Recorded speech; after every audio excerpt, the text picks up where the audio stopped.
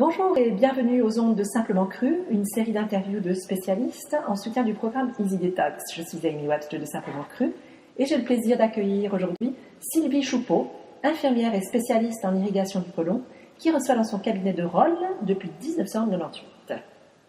Les ondes de Simplement Cru ont été créées pour essayer d'apporter les avis de spécialistes de la santé, des thérapeutes, différents corps de métier qui entourent la personne dans sa guérison, dans son mieux-être. Et dans le cadre de Easy Detox, je tenais particulièrement à interviewer quelqu'un de spécialisé dans l'irrigation du côlon parce que j'estime que c'est un sujet très important quand on décide de se lancer dans la démarche du nettoyage du corps avec l'alimentation. Et donc on va traiter aujourd'hui de différents thèmes qui me tiennent à cœur et qui sont très importants à mon avis pour les personnes qui vont suivre une détox.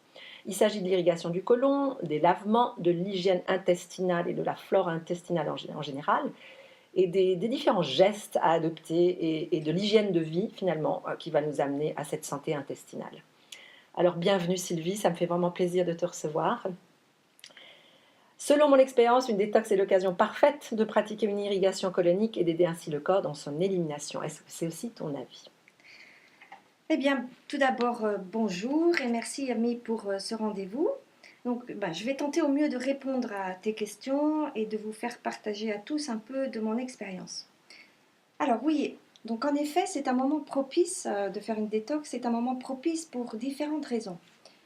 Alors, pendant une cure détox, on diminue, voire on arrête le travail de digestion. Alors, c'est comme une mise au repos des organes et cela va leur permettre de s'auto-nettoyer. L'énergie qui est disponible va alors être mobilisée pour éliminer les toxines, les déchets accumulés, notamment dans le foie, les intestins ou les reins. Et cela peut entraîner quelques inconforts comme des maux de tête, des nausées, un sentiment de mal-être. Alors une irrigation du côlon peut alors à ce moment-là être la bienvenue pour activer ce processus et diminuer tous ces petits inconvénients. Il est aussi important de savoir que lorsqu'on arrête de manger, le péristaltisme ou le travail de l'intestin va s'arrêter.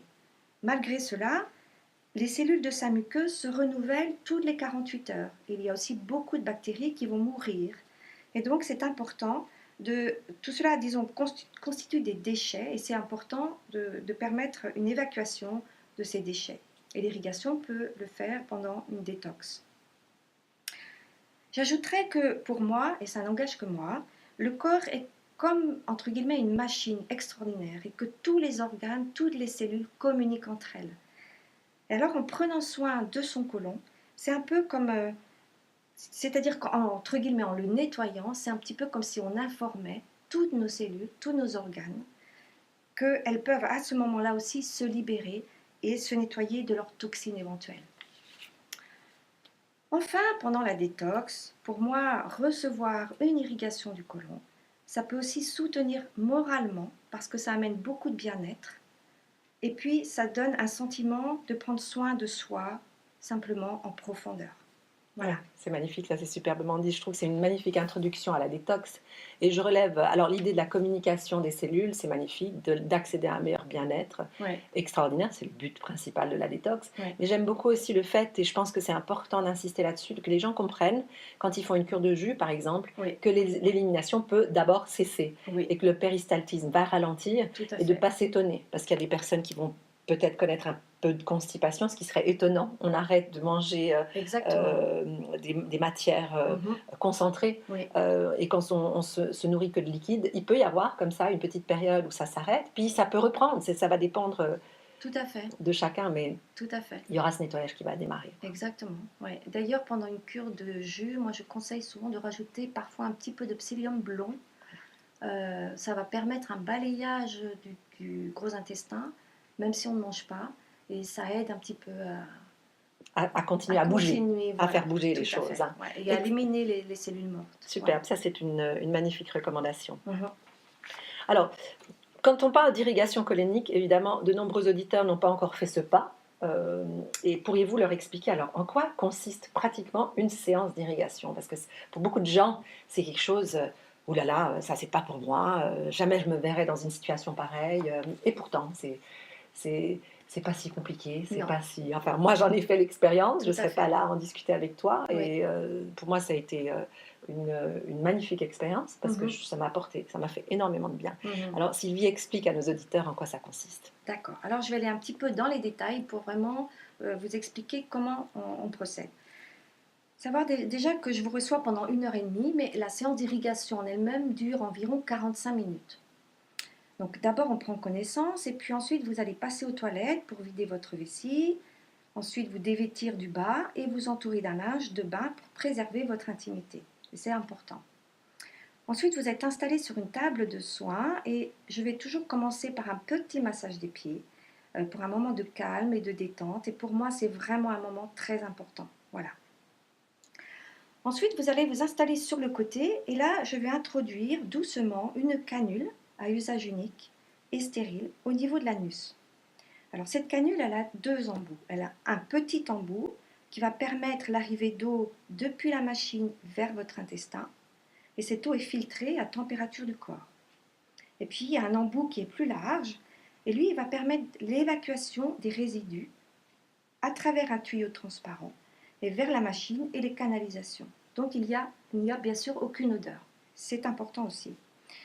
Alors une fois que la canule est en place, vous allez ensuite vous allonger sur le dos et l'irrigation peut alors commencer. Donc c'est un nettoyage doux. Il s'agit en fait de faire des bains successifs de trempage et cela en douceur grâce à un petit débit d'eau et à des massages enveloppants que je vais vous donner et qui vont accompagner le remplissage.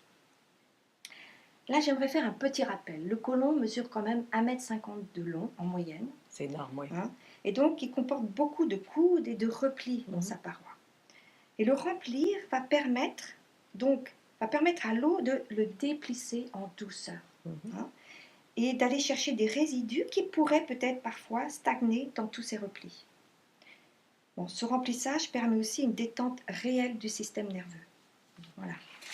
Donc, on va utiliser à peu près 1 à 3 litres d'eau pour remplir un intestin. Ça dépend bien sûr des personnes et de l'état de l'intestin. Et ensuite, on va procéder à l'évacuation. Et cette fois, on fait des massages un peu plus stimulants pour aider l'intestin à évacuer les résidus. En général, on va pratiquer 2 à 3 bains successifs par séance. Ensuite, vous passez aux toilettes pour éliminer encore d'éventuels résidus. Et alors, la séance est terminée. Voilà. Oui, en c'est pas gros, si compliqué. Hein. Non, c'est vraiment simple. Il faut le vivre une fois.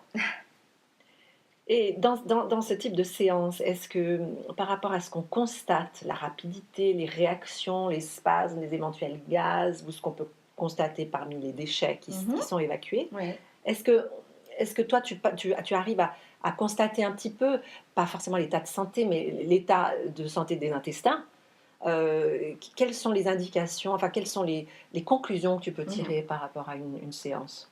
Alors, tout à fait. Disons qu'une séance peut vraiment informer, effectivement, sur pas mal de choses, mais je tiens à dire que je reste néanmoins très prudente sur mes interprétations. Bon.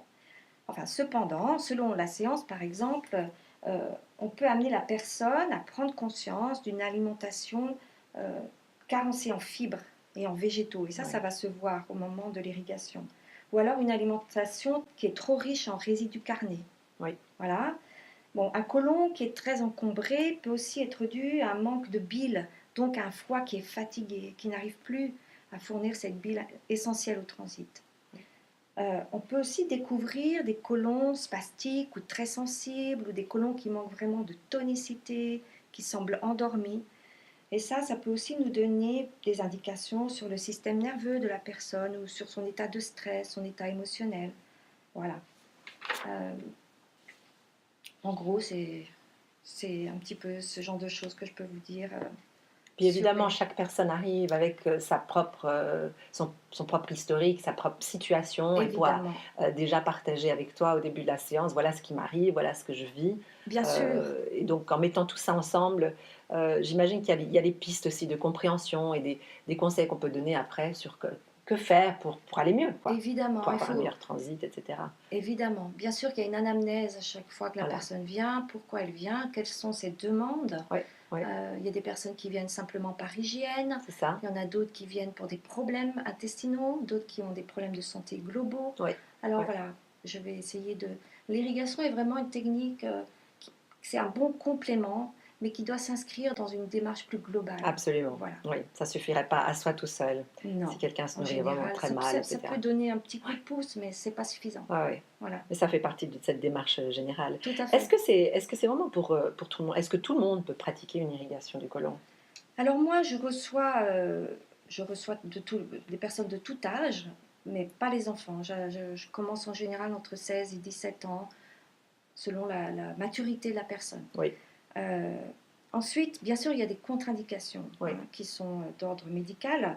Par exemple, une chirurgie récente du côlon, on ne va surtout pas faire d'irrigation, il faut attendre en tout cas 6 mois de ouais. cicatrisation.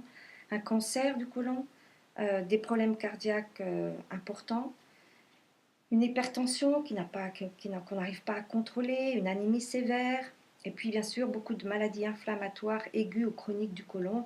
Mais bon, ça en général, les personnes connaissent Ils leur savent, oui. pathologie, elles vont m'appeler avant, on va en discuter, je demande souvent que le médecin soit d'accord, ou voilà, voilà. Mais sinon, tout le monde peut faire une irrigation du côlon. Tout à fait. Ben, il faut savoir aussi qu'on peut avoir des fois quelques réticences à faire Oui, cette démarche. absolument. Et ça, c'est tout à fait normal, car c'est un soin qui va aborder un petit peu notre intimité, notre pudeur. Et selon notre histoire, eh bien, c'est pas toujours évident, et ça peut être un frein à la démarche. On vit dans une société qui, tout ça, c'est toujours un petit peu Tabou, tabou dans notre absolument, oui. éducation, Oui. etc. On en parle peu. Mhm. Voilà. Alors que l'hygiène de l'intestin date de la nuit des temps, mais dans notre société, c'est pas encore inscrit comme une habitude. C'est vrai, intéressant. Un petit mot là-dessus, tu pourrais en dire un tout petit peu plus? Parce que c'est vrai que ça se Disons, pratiquait il y a des centaines d'années, même les plus oui, anciens disons, pratiquaient ça. oui, on trouve des Des textes traces très de... très Ouais, anciens, ouais, 3000 ans avant Jésus-Christ, ouais. on trouve des textes C'est fascinant quand qui même. préconisent l'hygiène de l'intestin avec de l'eau, Oui, de prendre une calebasse, une tige de roseau et de se nettoyer l'intérieur du corps simplement en laissant l'eau rentrer en soi. Voilà, donc il y a des textes très anciens. Les Égyptiens, les Grecs utilisaient beaucoup les lavements oui, c'est ça. comme hygiène de vie ou comme soins médicaux, quoi. Donc Il paraît même que effectivement. certains animaux pratiquent des choses Tout équivalentes. à fait, les animaux ont cet instinct de savoir que s'ils sont malades, il faut faire quelque chose au niveau de l'intestin. Donc des fois, ils vont trouver des plantes qui vont permettre de les purger, Oui, ou bien alors, par exemple, les oiseaux, les ibis. Les Égyptiens avaient remarqué que les ibis prennent de l'eau dans leur bec et se font des autolavements en fait. Donc c'est assez fascinant. Avec effectivement, l'observation de la nature et de tout à fait, la tout vie à qui est fait. en nous, qui nous donne ces Ouais, ouais. instincts. Euh, Alors, je voulais juste rajouter aussi oui, que euh, même si on a des réticences, et il faut savoir que c'est quand même très simple, mais il faut, voilà, je voulais dire, vous rassurer, on imagine des fois des choses très compliquées, et que l'irrigation, c'est quelque chose de simple, ça n'est pas compliqué, mais malgré tout, c'est important de s'écouter, et d'écouter son corps, et de sentir si on est prêt à faire cette démarche, et si surtout on en a envie. Voilà, il ne faut pas forcer les choses, et voilà, des fois, il faut attendre 1 an, 2 ans, et tout d'un coup, on en a vraiment envie. Voilà. moi je dois dire que ça fait 8 ans que j'enseigne l'alimentation crue et que j'ai été exposée à la question des irrigations coloniques Ouais, depuis le début, parce que ça fait partie de cette démarche de ouais, prise en main de la santé. Il m'a fallu des années avant que je passe à l'acte. tout à fait. Et Ouais. je suis très heureuse de l'avoir fait il y a plusieurs années déjà. Mm, Et pour moi, maintenant, ça fait partie de mon hygiène de vie, comme on disait avant. mm. C'est-à-dire, j'aime bien en pratiquer régulièrement, 2, 3 fois par année, et puis selon les besoins. Mais voilà, maintenant, c'est un outil que j'ai bien intégré. Et c'est ce que je souhaite à nos auditeurs, qu'ils puissent aussi tester ça Tout pour à eux-mêmes et fait. puis voir ce que ça leur Tout apporte. à fait. J'ajouterais quand même aussi que, alors je ne prétends pas du tout être la meilleure des thérapeutes, pas du tout, mais c'est quand même important d'être vigilant sur la personne qui pratique, Oui, qu'elle ait quand même une bonne formation, qu'elle ait un appareil de qualité de adéquate. Oui. Mhm. qualité et qui respecte les normes de sécurité au niveau du débit de l'eau, au niveau de la température, etc. Voilà, il faut aussi avoir du discernement et être vigilant, voilà, sur ce que propose. Qu'est-ce qu'il faut chercher alors si on peut aider les gens à faire leur bon choix? Eh bien, Quels sont par les exemple, critères je dirais que un des premiers critères pour moi, c'est quand vous arrivez dans un cabinet, c'est l'hygiène. Oui, Voilà, bien sûr. vérifier l'hygiène, c'est quand même essentiel dans cette technique. Euh, Et puis, par exemple, moi je trouve que si on vous propose d'emblée, alors sans vous connaître, on vous propose 4-5 séances, soyez vigilants. Oui, Voilà, voilà, je conseille en tout cas 2 séances la première fois, la première rencontre avec l'irrigation du côlon. Mais après, on adapte en fonction de la personne, en fonction de sa demande, de tout ses à fait. besoins, et c'est très important. Tout Voilà. à fait. Donc, Très bien. Alors, quels sont l'autre point important, c'est de comprendre quels sont les bienfaits de cette démarche, en fait. On en a un petit peu parlé, mais peut-être pour revoir les principaux bienfaits. oui, alors en fait, les bienfaits vont être multiples et variés, et c'est pour moi très difficile de vous dresser une liste comme ça et de vous les énumérer. Mais disons qu'en gros, l'irrigation va permettre, bien sûr, d'une part, de diminuer comme un état d'encombrement de l'intestin, hein, qui va être parfois encombré par des matières sèches ou des matières qui irritent en cas d'acidité, de fermentation, peut être encombré par des gaz, des ballonnements. Donc l'irrigation va déjà permettre donc de diminuer cet état d'encombrement. Ensuite, elle peut permettre de dynamiser le côlon, c'est-à-dire elle va améliorer le péristaltisme, elle va redonner un meilleur tonus musculaire. Et puis surtout, je dirais un point qui me paraît aussi essentiel, c'est qu'elle va stimuler le système nerveux parasympathique. Quand on remplit un gros intestin, on stimule les plexus nerveux du système parasympathique. Et donc, ce système est celui qui amène la détente, la relaxation. Donc on va amener donc de la détente et un relâchement des tensions, d'où cette sensation de bien-être global. Voilà. Oui, Voilà, en gros, les bienfaits oui, c'est de magnifique. l'irrigation. Ce serait dommage de passer s'en à côté. priver, Oui, oui. de s'en priver, exactement. Avec quelle régularité on recommande Oui, donc je disais que effectivement, lors d'une première rencontre, c'est vrai que je trouve qu'il est nécessaire de faire souvent au moins 2 séances, Oui, parce que la première séance est une mise en confiance, et très souvent, on n'arrive pas en une séance à aller aller très loin. Oui. voilà, au bout. Voilà, très souvent, il faut au moins 2 séances, et après, on voit ensemble si c'est nécessaire d'en faire plus. Oui, Ensuite, bon, lors d'une détox, une séance est souvent suffisante. oui. Après, ça dépend de l'état de l'intestin, mais Mhm. pendant une détox, on fait déjà tout un travail avec la détox. Et souvent, l'irrigation, une séance est des fois suffisante. Est-ce qu'on recommande, si on fait une détox comme Easy Detox Oui, par exemple, oui. est-ce que tu penses que c'est plus indiqué de faire avant, pendant, après? Est-ce que c'est important ça? Alors, là, c'est très difficile de répondre à cette question parce que c'est aussi à chacun d'écouter ce qu'il ressent. Oui. Pour moi, en tout cas, dans mon expérience, je dis bien, je trouve que c'est bien de faire une séance à la fin de la séance, à la fin de la période de préparation ou au Oui. début du jeûne ou de la semaine de jus. Voilà. Enfin, voilà. Je trouve qu'à ce moment-là, on évacue vraiment les déchets qui sont restés dans l'intestin et ça potentialise la semaine de jus. Ou voilà. Mais il y a des personnes qui aiment bien aussi finir une détox par une irrigation. Exactement. Donc voilà, c'est aussi important de s'écouter à ce moment-là. Tout à fait. Donc il Voilà. n'y a pas de règle, c'est plus une question d'écoute de soi. Oui, Ouais. ouais. Disons, quelqu'un qui n'a jamais fait, je dirais peut-être privilégié au début. Voilà. Tout Pour à fait. aider pour aider, si vous voulez, tous les petits signes et les inconforts qu'on a parfois au début, la première fois, ça aide bien. Absolument. Voilà. Tu nous as bien. Tu avais fini sur Oui, oui, c'est juste la régularité, la la régularité. fréquence. Donc en général, après, en dehors des cures détox, je conseille 1 à 2 séances par année. Voilà.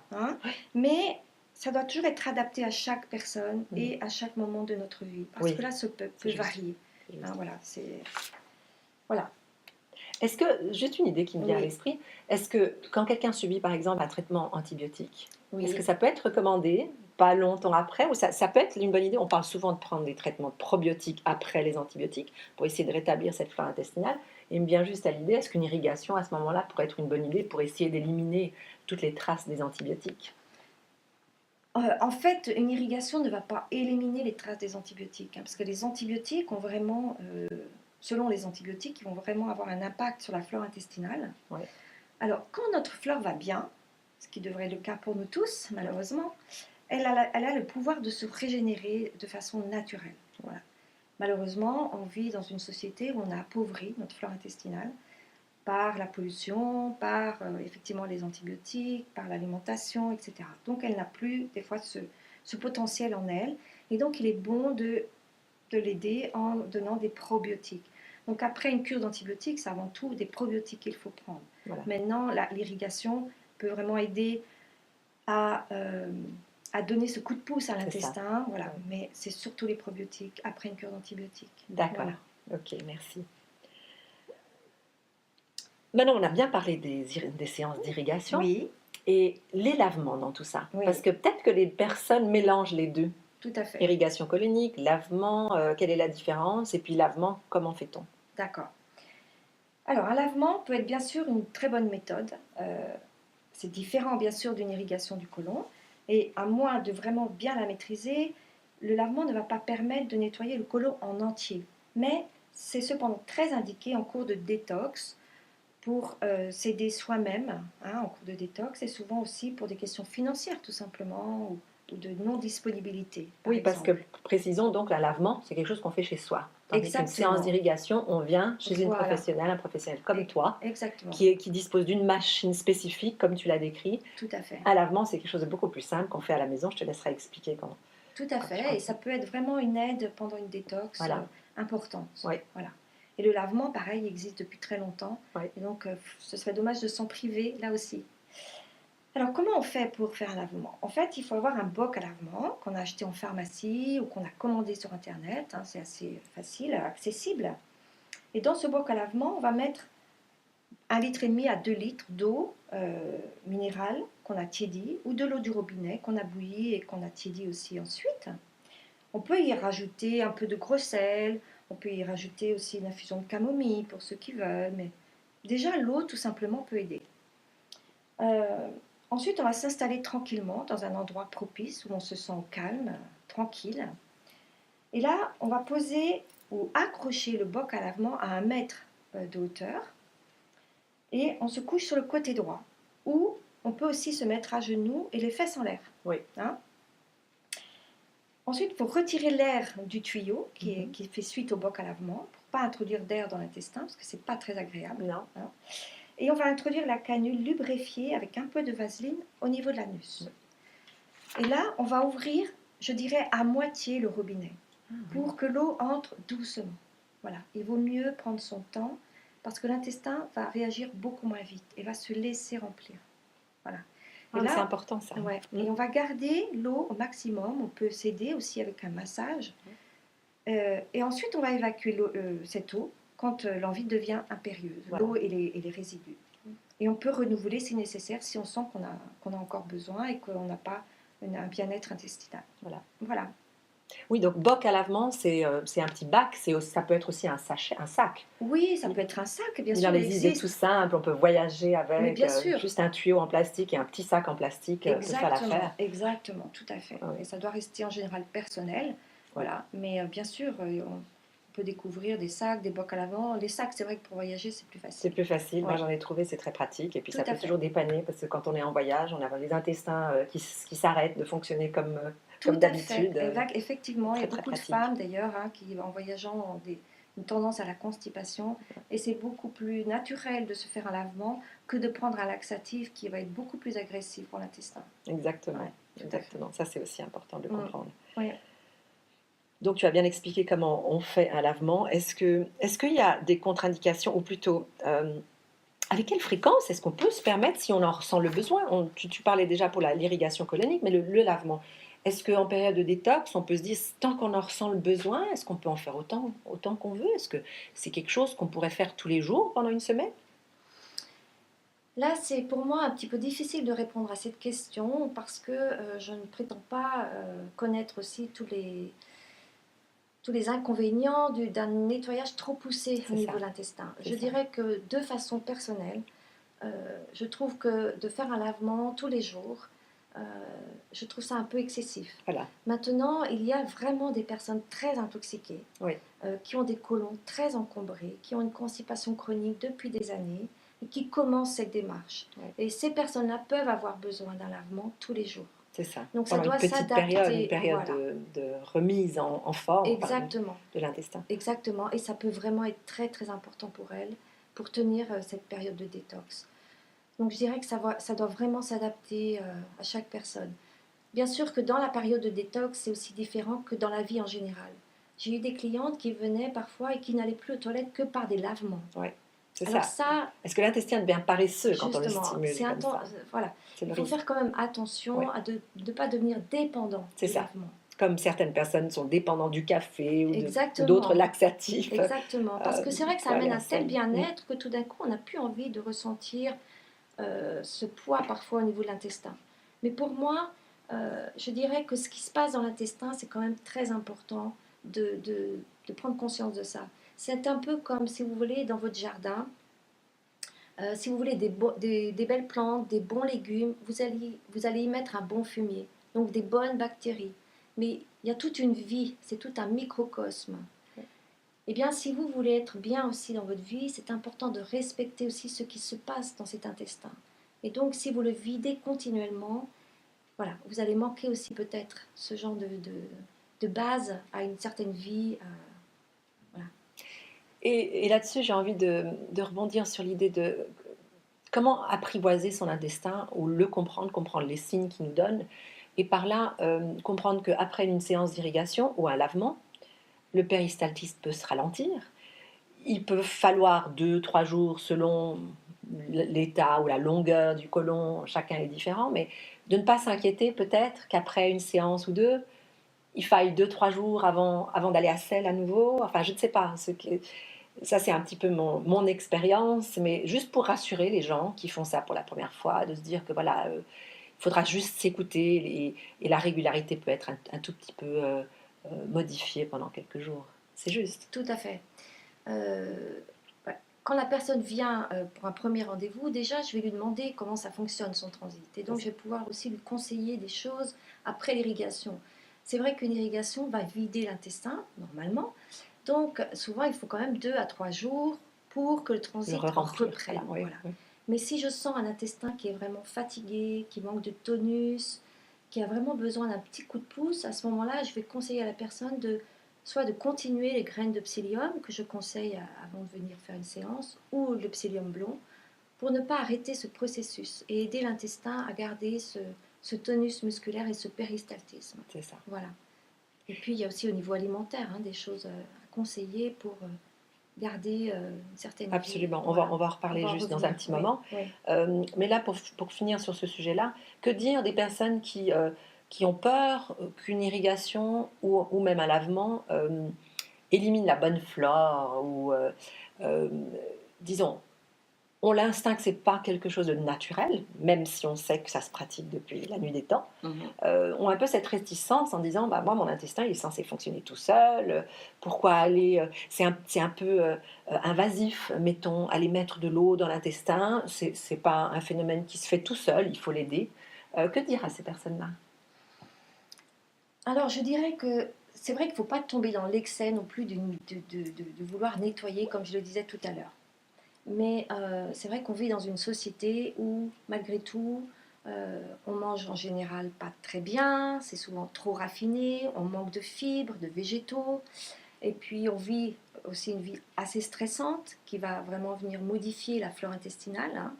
Et donc, la modification de cette flore va entraîner des troubles au niveau de notre intestin, va entraîner des troubles au niveau de la muqueuse intestinale qui devient petit à petit poreuse, qui laisse passer ce qui ne devrait pas passer, qui entraîne un déséquilibre à long terme du système immunitaire, ça entraîne comme une acidose chronique. Ouais. Voilà, tout ça, si on aide un petit peu l'intestin, ça va tout de suite apaiser les choses. Je dirais que c'est vrai qu'a priori, quelqu'un qui va aux toilettes tous les jours et qui a un bon transit pourrait dire bah non, moi j'ai pas besoin d'irrigation du côlon. Euh, Là, je réponds d'une manière des fois un petit peu anecdotique. C'est comme la poubelle dans ma cuisine. Par exemple, la poubelle, la mienne en tout cas, je la vide quand elle est pleine assez régulièrement. Et puis de temps en temps, je remarque que voilà, il y a des choses qui s'accrochent ou ça sent pas très bon. Alors tout d'un coup, je me dis tiens, je vais nettoyer ma poubelle aujourd'hui. Bah, c'est un petit peu la même chose. L'irrigation du côlon, c'est permettre à l'intestin de temps en temps de s'auto-nettoyer lui-même. C'est ça. Et il y a plein de replis, de recoins où parfois les choses restent. Et ça, c'est très difficile même quand vous videz l'intestin, vous n'allez pas forcément aller dans les recoins et les replis. Et ça, pour ça, il faut remplir l'intestin avec de l'eau C'est ça. pour Ouais. permettre à l'eau d'aller chercher ça. Voilà, mais c'est vrai qu'il ne faut pas tomber non plus dans l'excès. Dans l'autre excès. Ouais. Voilà. C'est ce qui se fait un petit peu aux États-Unis. Les gens qui sont extrêmement, comment dire, tellement focalisés sur leur santé, ils ont tendance peut-être à en faire un peu trop. Moi, j'aime bien. Moi, j'habite en Europe et j'ai une attitude beaucoup plus. Bah, prenons notre temps, respectons notre corps, utilisons ces outils parce Voilà.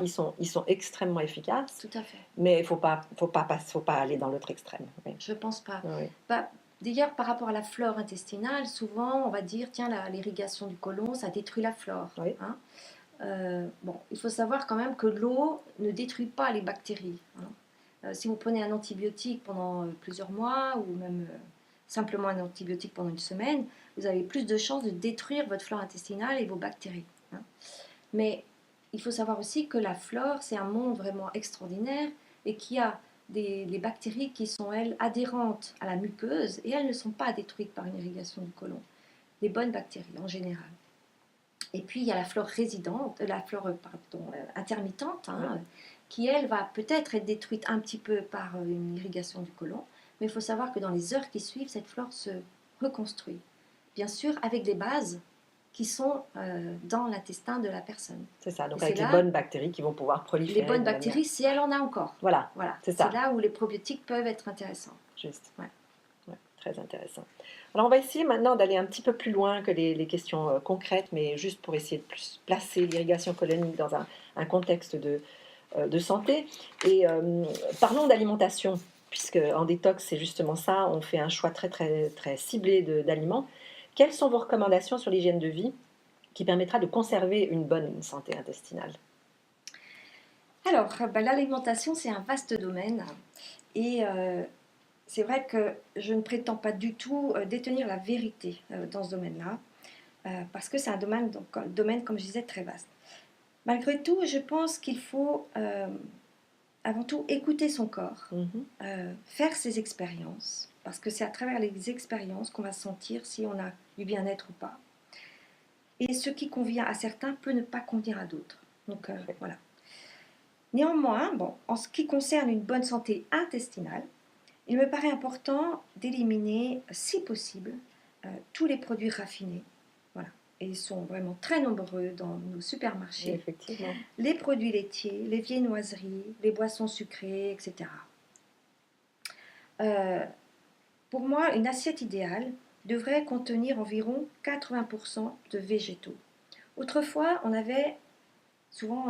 préparait un repas, une assiette, et on mettait une protéine, c'est-à-dire une viande, un poisson, voilà. Et on se disait, avec quoi je vais l'accompagner? Un petit peu de légumes ou un petit peu, voilà.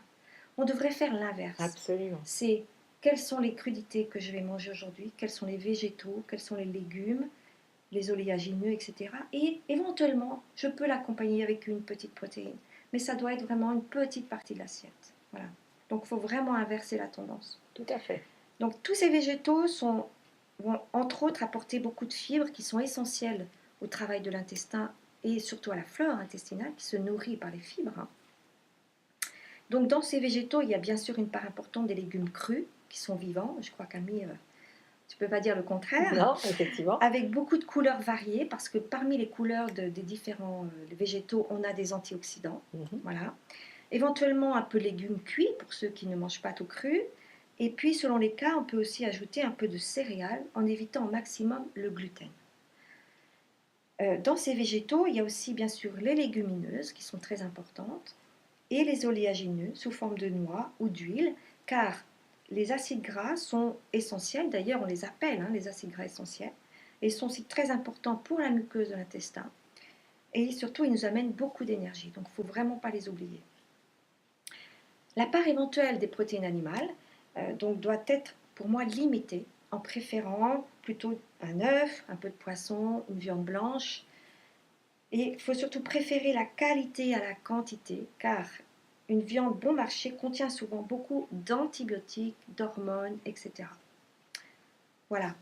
J'ajouterais aussi que pour nourrir la flore, ça peut paraître important d'apporter parfois des légumes lactofermentés à notre alimentation. C'est un bon moyen de nourrir notre flore. Il y a aussi des boissons lactofermentées. Je crois qu'Ami, tu organises. Absolument, oui, un atelier de fermentation. Donc là, on peut parler de kombucha ou de kéfir. Exactement, et c'est vraiment, outre les probiotiques, mais là, d'une façon naturelle, on peut vraiment faire des choses. Et puis, pour un bon balayage intestinal, je recommande aussi beaucoup l'utilisation du psyllium blond, qui vraiment est un bon régulateur de l'intestin. Donc, vous pouvez aller voir le psyllium blond sur Internet et vous en procurer.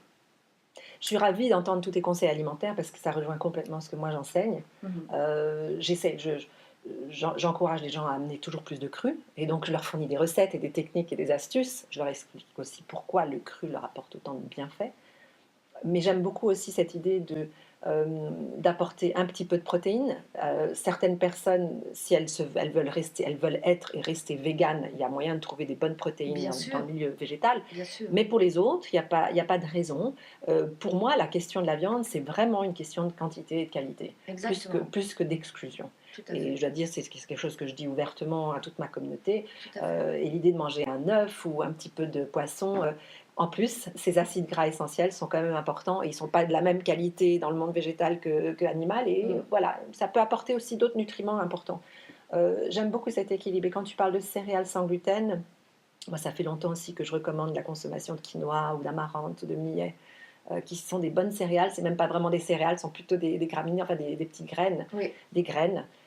Plus faciles à digérer, qui nous apportent quand même cet état de se sentir rassasié, de satiété, tout à fait. Mais sans tous les problèmes liés à tout ce qui est à base de gluten. Donc, je suis bien d'accord. Et puis alors oui, merci de mentionner les produits fermentés, parce que c'est quelque chose qui me passionne depuis quelques temps. Et dans mon atelier fermentation, j'enseigne aux gens à faire leurs propres légumes lactofermentés, et c'est une source magnifique de probiotiques vivants, puissants, beaucoup plus réactifs que ceux qu'on peut avoir en gélule et qui, pour certains, seront même peut-être passés de date ou ne sont plus assez vigousses, comme on peut dire. Donc, il n'y a rien de tel que des probiotiques naturels. Les anciennes traditions, les anciennes civilisations savaient très bien ça. Exactement. Voilà, et nous, on a perdu tout ça.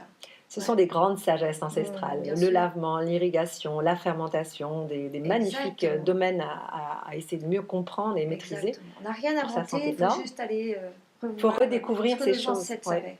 Absolument. Alors, sur encore deux petites questions avant de terminer cette magnifique interview. Selon mon expérience, puisque c'est la 4e édition de la détox que je suis en train de mener samedi prochain, certaines personnes, suite à une détox, ou plusieurs même détox, certaines personnes continuent de souffrir de certaines pathologies ou certains inconforts intestinaux, comme des ballonnements, du gaz, ou ne pas perdre du poids. Ils n'ont pas cette sensation que la plupart des gens ont après une détox, de se sentir allégés, affinés, d'avoir perdu de l'eau, du poids, etc. Certains, oui, je me sens mieux, j'ai une certaine énergie, mais pas suffisamment. Et à ces personnes-là, est-ce que tu aurais des conseils à donner, ou c'est surtout quand ils s'adressent à moi, parce que moi je les coach pendant la détox, très souvent je leur dis, si la détox vous a pas permis à bien éliminer, c'est qu'il y a un problème au niveau des émonctoires. Et ça m'amène justement à l'irrigation, etc. Mais toi, en tant que professionnel, qu'est-ce que ça t'inspire? D'accord. Alors, disons que là, c'est aussi un sujet très global parce que beaucoup de choses peuvent intervenir dans un ralentissement du métabolisme ou effectivement un poids qui n'arrive pas à bouger. Et il faut aussi regarder parfois au niveau psychologie. Voilà, c'est un domaine assez vaste. Je vais essayer de rester simple. Disons que au niveau simplement de l'hygiène de vie, je dirais qu'on peut aborder plusieurs points. Afin de bien digérer, déjà c'est très important de ne pas oublier de boire suffisamment. Et souvent des gens oublient de boire de l'eau. Voilà. C'est bon les jus, c'est super, mais on oublie de boire de l'eau tout simplement et le corps en a besoin. Voilà. C'est aussi important de manger au calme, de s'asseoir, de respirer 1 ou 2 fois avant de commencer à manger. Parce que très souvent, on mange très vite et on induit une onde dans notre tube digestif qui est une onde de stress. Et là, voilà, déjà, ça perturbe la digestion. C'est aussi important de prendre le temps de bien mastiquer. Il faut savoir qu'on a des enzymes dans notre salive et que ces enzymes sont là. Si elles sont là, c'est qu'elles sont vraiment utiles parce que tout est merveilleux dans notre corps, Et si elles sont là, c'est qu'elles ont vraiment leur place. Et donc, c'est important de mastiquer. C'est une étape importante dans la digestion et c'est un travail en moins que devra faire notre tube digestif. Parfois, on a des gaz, des ballonnements, juste parce qu'on n'a pas mastiqué. Voilà. Donc, voilà. Il me paraît aussi essentiel de faire attention aux quantités de ce qu'on mange. Très souvent, on mange trop en quantité. Car il faut savoir que dans notre corps dispose d'un stock d'enzymes par jour qui est défini par jour. Si vous mangez trop en quantité, eh bien, il y a beaucoup de choses qui ne vont pas être correctement digérées, qui vont arriver dans l'intestin, qui n'auront pas eu le stock d'enzymes nécessaire et qui vont alourdir la digestion encore une fois. C'est des choses toutes simples, mais c'est quand même important de savoir que dans notre société, on mange quand même en général trop.